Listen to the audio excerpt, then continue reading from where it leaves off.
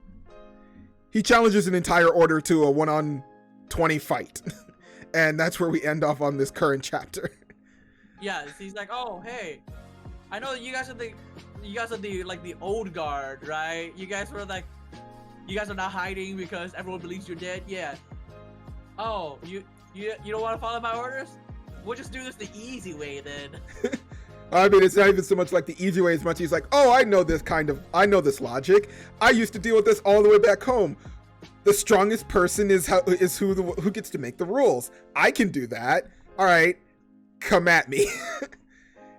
And end of chapter. And I'm like, okay, so this is just going to be 5 or 6 panels of just him whooping the ass of everybody. Good to see. They have to learn at some point, so that's always fine.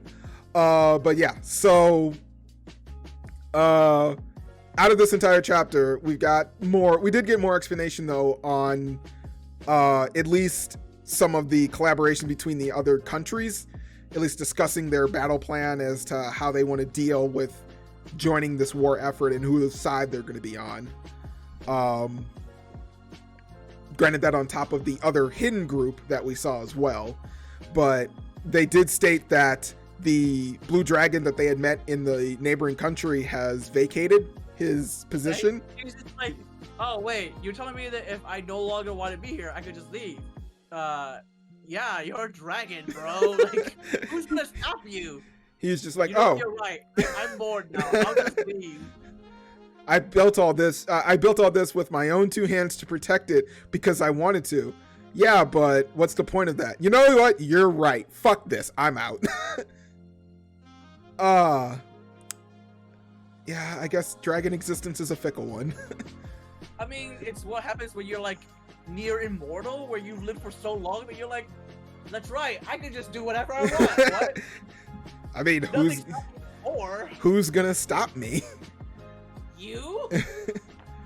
I mean, we'll see if he shows back up in some way, because it seems like he was being held there by his bond of friendship with the current leaders, but I guess if it's that easy to just be like, oh, well, who gives a shit? I'm going to take a sabbatical for, I don't know, however long I feel. I also like how they believe that he'll come back at some point, and he's just like, nah, bro, I'm just done. It's like, no, he does this all the time. It's a walkabout. He's fine. He'll be back when we need him. It's not important. Yeah. So, just a lot of overall good in these 2 chapters though that I did enjoy. I do like the addition of the Knight's Order. I'm kind of hoping that we actually have his mercenary band as part of the group now going forward, or if they're also going to probably be given like a secret mission in some level. But either way, it's gonna have them get beaten up for a while, because that's definitely what it is. Well, yes, I mean it is all coming down to him getting beaten, but still, it'll be nice. Is there anything though else on those couple of chapters that you guys wanted to bring up? No, you good? Nothing. Some of the art in here was absolutely fire.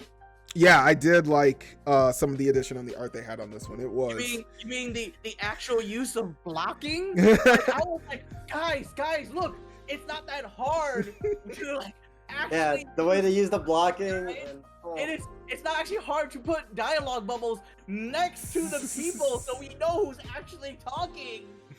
Look, there's no wasted white space. There's like very little in between. I'm perfectly fine with this. Can we have more of this?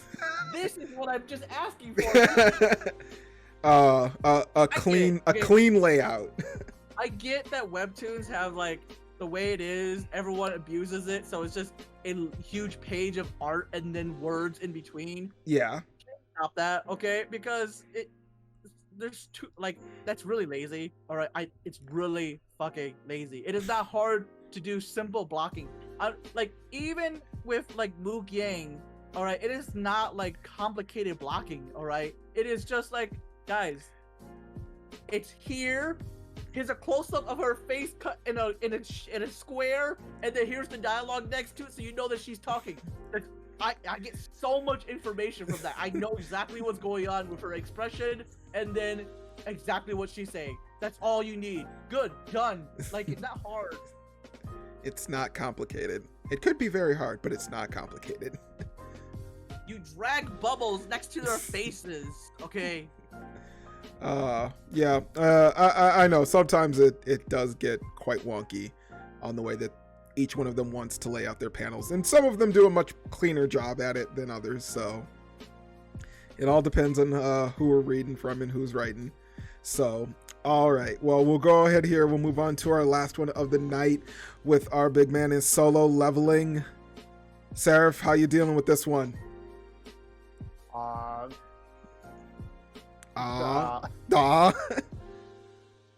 assuming he doesn't remember what happened.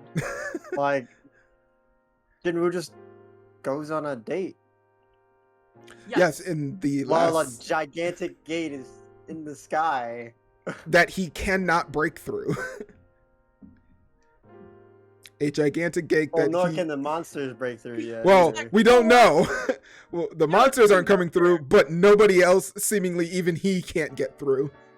There are things up there, yeah. But you know what? Priority-wise, I'm gonna go and get and like. I'm gonna go on a date. Yeah.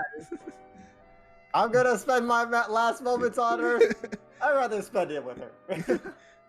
I was kind of confused with that too, because I was like, so you're telling me that like if this were your last moment on Earth, you'd be like, nah, I know my mom and sister are alive, but like they're secondary to this, to the waifu. And I was like, you mean the waifu that you rejected before or something? I'm kind of confused.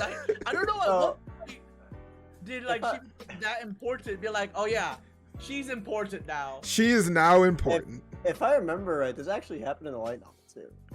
Oh, what, him just going just on like, the date? oh, yeah, like they gate in the sky. How about we don't yeah, go just try not and important. play? Let's have a few news reports explaining about like how dangerous this new gate is and how it's happening all over the world, and we'll have some of the strongest. Evacuate all Yeah, of Korea. we're evacuating the cities. Let's have some random dialogue of the strongest characters talking about how excited they are and how freaked out they are about this, and da da da da da. And then all of a sudden, Jinwoo's like, I think it's a good time to go to an amusement park. That seems like a wise use of my time right now. And you're like, And then, you know, huh? I'm gonna take you to the ruins of Japan, you know, the place that I fucked up these monsters at. Yeah. And we're gonna go look at the stars and some fields. It's like, hey, let's go to amusement park. I know COVID-19 is a thing. And I was like, oh, You that's know what what? we're going with, right? It is what it is. Yeah. Priorities, bro. Priorities. Screw this. Yeah. Where everyone was like, well, we know it's the end of the world, but I really want to come to the amusement park. And I looked at everyone there and I was like, what? You guys have like terrible priorities here. Everyone's just a little off all over on this. So, yeah, a odd break in the momentum of what's currently going on. But, you know, sometimes I guess you just need to take a sudden vacation from it all. Even when the world's on the literal edge of apocalypse. If more stories could just do that. But yeah, so I'm guessing in the next... There wasn't a chapter this week, apparently. The author or the writer was sick. So I'm going to guess in the next chapter, we're going to get Dungeon Break, or at least we'll see the... We'll see the effects of what this massive wide gate actually is and what its plan is to do. I was kind of hoping when they did do the little side panel with, you know, hey, there's a giant gate in the sky, Mom. Shouldn't we leave? It's like, well, your brother will protect us, just like your dad did. And I'm like, okay. Yeah, I was like, wait, what? Is that like supposed to allude to the same thing? Like, all right, so this is when Jinwoo goes into the gate and it closes, and now we're in New World and it's Jinwoo versus the gate, the trapped world as he fights off. This is part where I was like, wait, did you know that he was like a hunter the entire time or something? Because I thought he was like a firefighter or something. Like, you guys like lying to the kid. Like, that's what it was, right? That was the story? I think he was a firefighter, but I think when, you know, the thing happened that caused the world to shift this way, he became a hunter as well. I think that was what she meant, like that. Like he's the person who's always gonna try and, help no matter what it is. Or I could be extremely off. Seraph?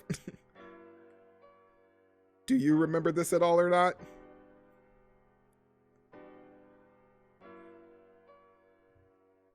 It's been a while since I read a light novel, so no. Yeah, it's been a bit.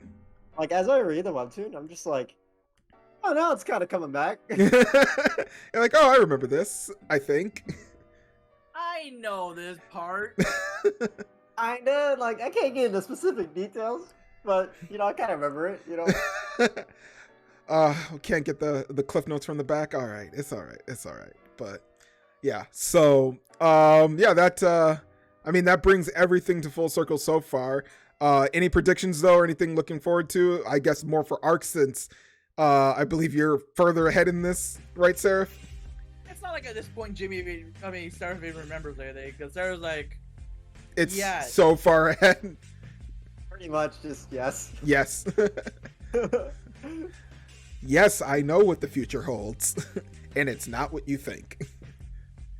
My child, I am here to tell your fortune. So you're not saying that Jinwoo is going to get cookies at the end of this? Is that what you're telling me? He might. There are cookies? There's always cookies. In a world full of monsters and fighting, there's always cookies. There's always cookies. And that's where it should end.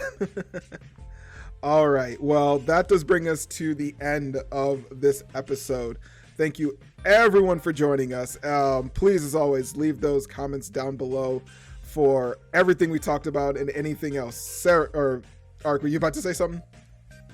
I was going to say, if people are interested and they haven't yet, we're not like being paid to say anything about that, but Lower Olympus, the first volume comes out, like the hard copy comes out October 5th. So October 5th or November 5th? Okay, cool. So just so we know, there's a date if anyone actually wants to get a copy of it. Yes. If you're a big fan of that, definitely do that. Are they doing pre-orders? I don't know. I know some people who received like early copies of it. Ooh, okay. I should definitely go jump in on that then, just to be sure.